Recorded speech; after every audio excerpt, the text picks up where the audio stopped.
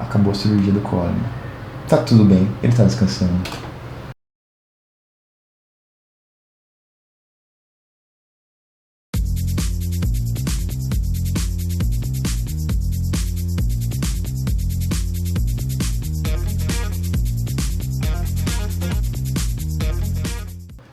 Vai ficar tudo bom. Eu sou Miguel Chain, sou Diário do Culturismo, mais um vídeo aqui para vocês, falando sobre a cirurgia do Coleman ainda, um update aqui. Deu tudo certo, foi tudo bem. Saiu um post no Instagram do Ronnie, onde eles falam que ele estava bem, descansando, que em breve ele vai poder falar com os fãs e explicar um pouco melhor como foi a cirurgia e como vem sendo a recuperação. Fico muito feliz por isso e todo mundo que é fã do bodybuilding fica mais aliviado com essa história e com o Ron saindo da cirurgia, de mais uma cirurgia. No vídeo anterior, muita gente... rolou uma discussão interessante lá, muita gente falou, o Ron treinava errado, ele podia fazer diferente, ele podia ter treinado mais leve, ter tido os mesmos resultados. Outros falavam que não, que ele treinou como ele tinha que treinar e ele fez o que ele tinha que fazer e mesmo se machucando muito, ele deixou um legado para as próximas gerações, que nunca vai ser esquecido. É difícil dizer o que é certo e o que é errado dentro do treinamento de um bodybuilder, de um fisiculturista. Será que ele treinou errado? Será que se ele fizesse diferente, se ele fizesse mais leve, ele teria tido esse físico tão absurdamente de outro planeta? Eu acho que não. Eu acho que a gente ficaria numa coisa de muito subjetiva, de conjecturas. Isso, se aquilo. O que eu acho é que se ele tivesse treinado diferente, mais leve, com menos intensidade, com menos volume, ele não teria alcançado o físico que ele alcançou. Acho que isso, para quem entende de bodybuilding, é meio óbvio, né? A pergunta que fica é, se ele tivesse tido um físico 20% menos volumoso, menos denso, menos espesso, ou 10%, a gente não sabe, ele teria sido Mr. Olympia 8 vezes? Ele teria sido lembrado como um dos maiores da história, se não o maior da história? Talvez não. Talvez o que fez a diferença para o Coleman foi realmente a maneira como ele treinava. Foi o treino que ele fez que causou tantas lesões no Coleman? Sim e não. Tem gente que fala lá, teve um menino que falou, não, porque ele escolheu 2 carreiras, ele queria ser powerlifter e fisiculturista, isso não deu certo e tudo mais. Teve um outro que protegeu os powerlifters. Não, powerlifter não se machuca não, porque senão a gente tinha um monte de powerlifter aí de cadeira de roda.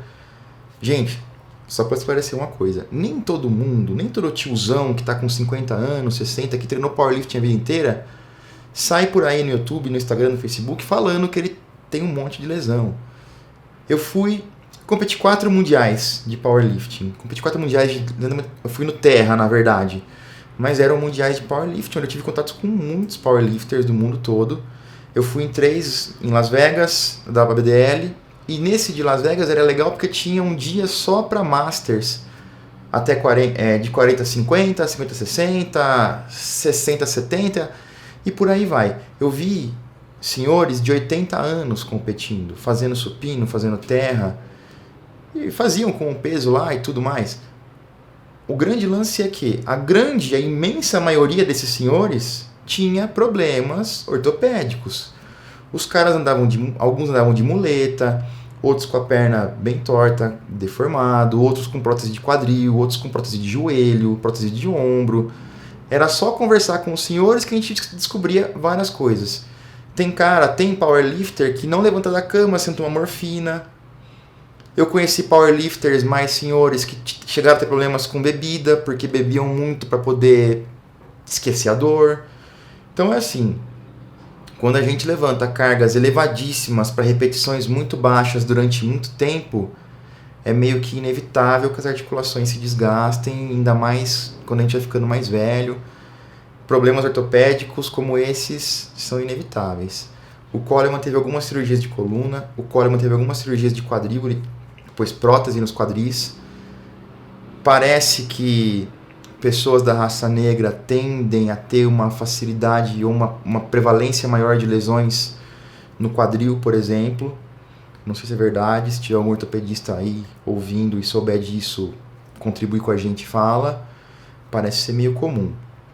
Mas é claro que o treino que ele fazia teve papel importante nessas lesões. Mas algumas lesões, por exemplo, como as de pescoço, as hérnias de pescoço, ele conseguiu quando jogava futebol americano na faculdade. Ele falou isso aí, ele já tinha hérnias antes de começar a treinar para o fisiculturismo.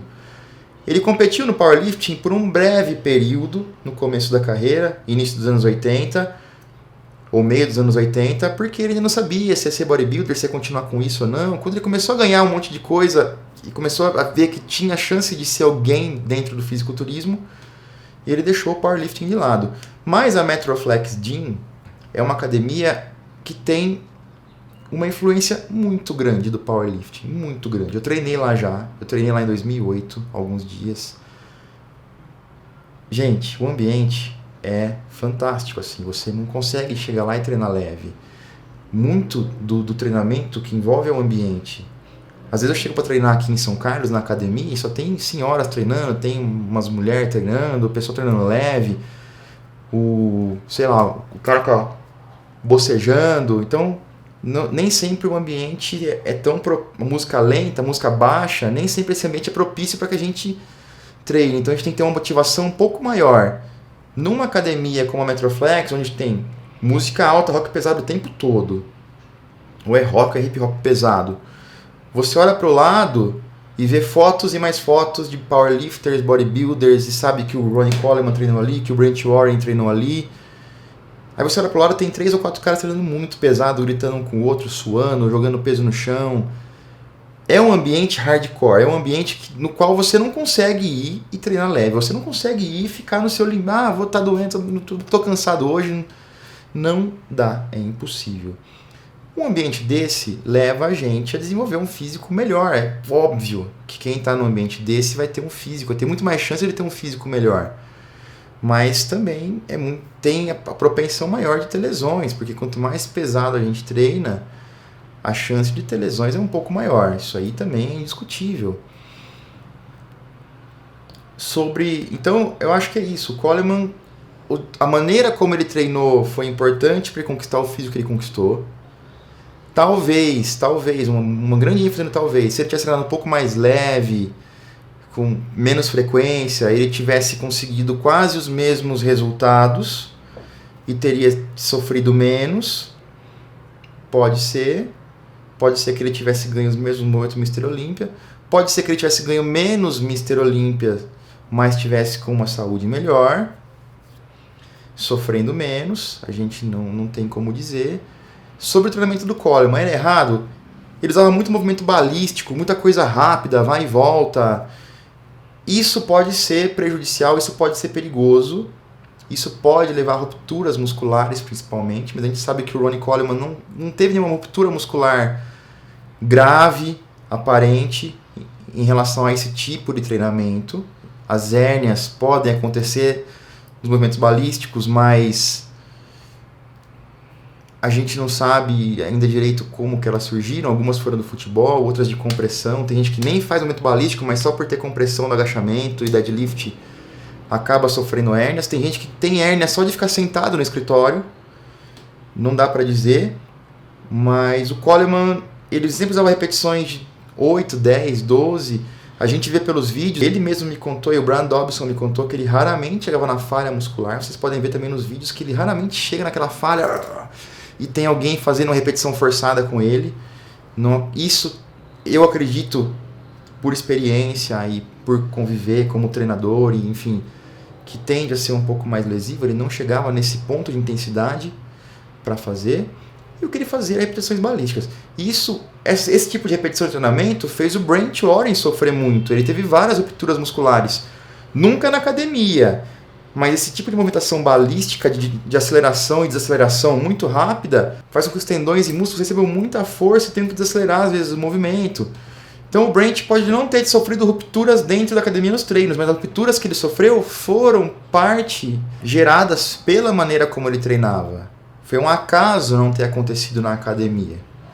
E o Coleman nunca teve disso, o que mostra que ele era um pouco mais resistente ao treinamento desse sentido do que o Brent Warren. Isso aí, gente, eu acho que estou falando aqui, e a conclusão vai ser a mesma. Se ele tivesse treinado um pouco mais leve, talvez tivesse tido um físico melhor, talvez tivesse tido lesões, menos lesões. A gente nunca vai saber.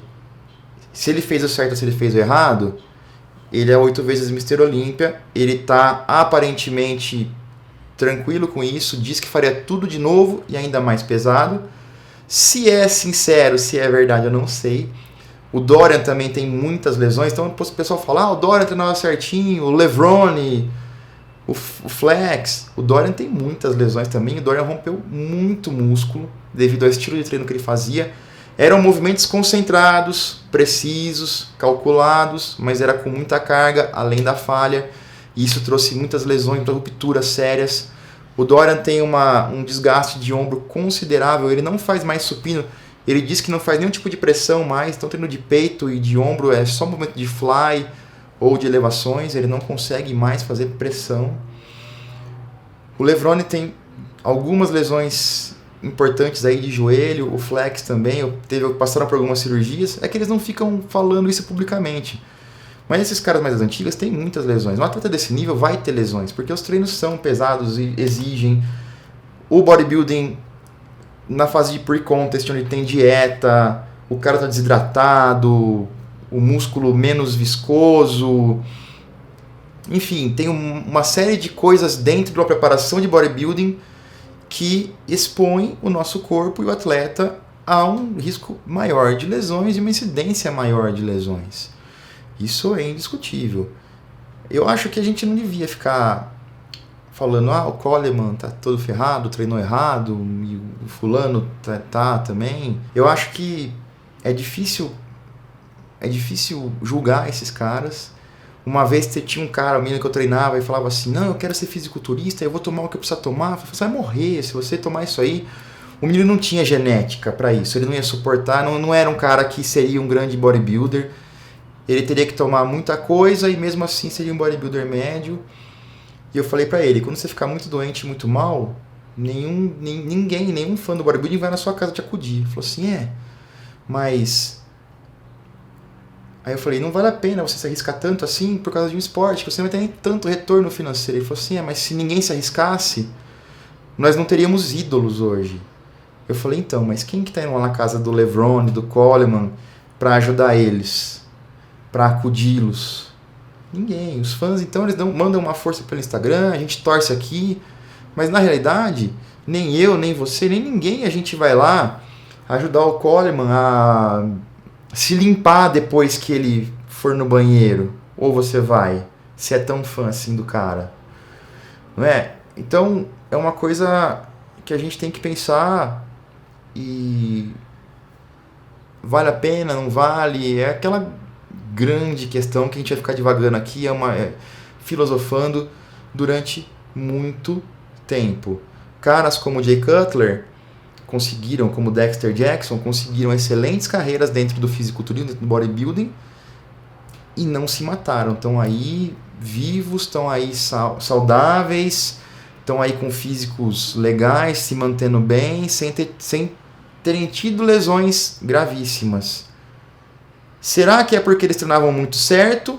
Ou será que é porque eles tiveram muita sorte? Você me fala isso nos comentários.